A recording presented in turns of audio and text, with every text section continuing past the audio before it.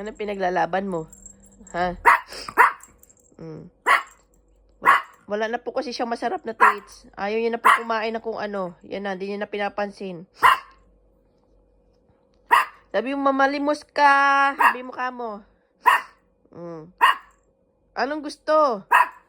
Ayaw niya na yung mga treats. Ayaw niya na. Oh, lahat nagkala. Ayan na. Oh. Ayaw niya na pansinin. Oh. Anong gusto mo? Oh, nagagawa. Sorry, wala pa tayong sweldo eh. Wala pang sahod. Nagagalit.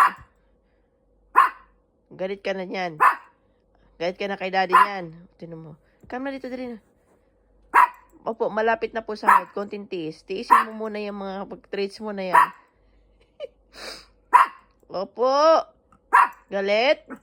Galit. Galit.